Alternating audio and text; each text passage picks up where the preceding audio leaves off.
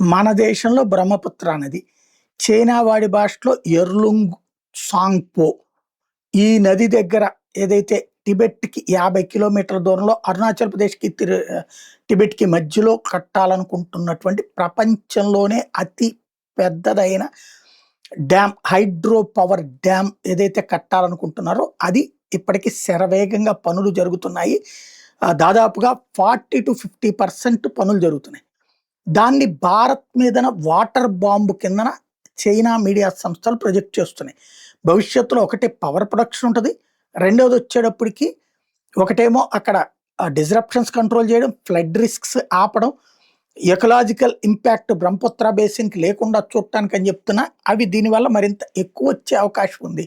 భవిష్యత్తులో ఎప్పుడన్నా యుద్ధం వస్తే అక్కడ కనుక గేట్లు తీసేస్తే మన ఈశాన్య రాష్ట్రాలు కొట్టుకుపోవాలన్నటువంటిది ప్లానింగ్ చైనాది. మరి దానికి ఆల్టర్‌నేటివ్‌గా భారత్ చేయకుండా ఉంటుందా? దానికి ఇవతలే భారత్ కూడా ఇంకో హైడ్రో పవర్ ప్లాంట్ ప్లాన్ చేస్తుందన్నదే ఇప్పుడు ప్రస్తుతం జరుగుతున్న చర్చ.